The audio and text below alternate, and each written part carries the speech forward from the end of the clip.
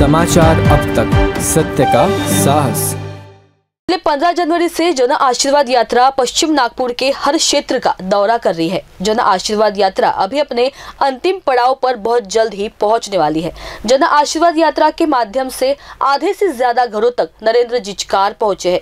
नागपुर शहर में बहुजन विचार मंच के अध्यक्ष तथा महाराष्ट्र कांग्रेस इकाई के पूर्व सचिव नरेंद्र जिचकार के जन आशीर्वाद यात्रा के 24वें दिन को नागरिकों का भरपूर प्यार और आशीर्वाद लगातार मिलता ही जा रहा है। 7 फरवरी 2024 को नरेंद्र जिचकार ने पश्चिम नागपुर में दिनशा चौक से यात्रा की शुरुआत की। दिनशा चौक, बर्डे लेआउट, अनंत नगर, एकता नगर, महेश नगर, योगेंद्र नगर, अनंत नगर परिसर का दौरा कर हर घर जाकर उन्होंने स्थानिक लोगों से चर्चा की तथा उनकी समस्याएं सुनी और यह समस्या सुलझाने का आश्वासन दिया।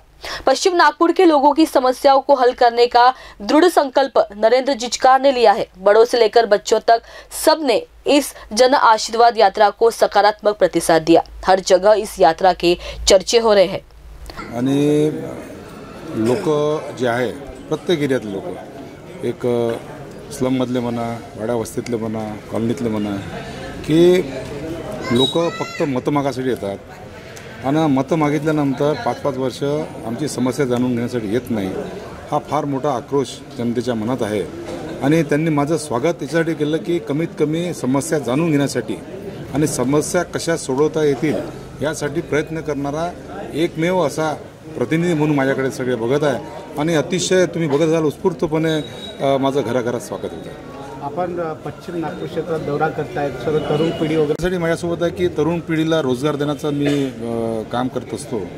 तर तरुण पिढीच्या ज्या समस्या आहे, तरुण पिढीच्या समस्या जास्त करून रोजगाराच्या असतात। असे वेगवेगळे कामं जे मी रोजगार निर्मितीच्या उद्देशाने करत असतो, त्यामुळे माझा युवा वर्ग माझ्यासोबत जुळलेला आहे आणि दावेदारी किंवा निवडणूक हा सध्या काही विषय नाही आहे। आज निवडणूक ऑक्टोबरमध्ये आहे। आज माझा जो प्रयत्न आहे की आपण घराघरामध्ये जाऊन प्रत्येक वस्तीमध्ये, खास करून स्लममध्ये काय समस्या आहे आणि त्या समस्या कशा सोडवता येतील यासाठी माझा प्रयत्न आहे।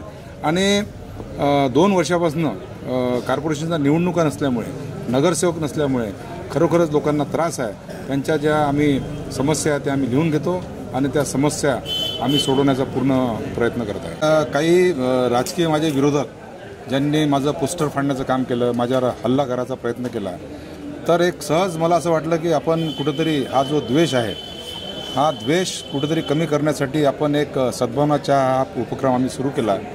आम्ही घराघरातनं 1 चम्मच पत्ती किंवा 1 चम्मच साखर आम्ही सगळ्यांकडनं आम्ही गोळा करतो आणि जिथं आमची यात्रा संपते त्या ठिकाणी आम्ही ती सद्भावना चहा आम्ही सगळ्यांना वितरित करतो।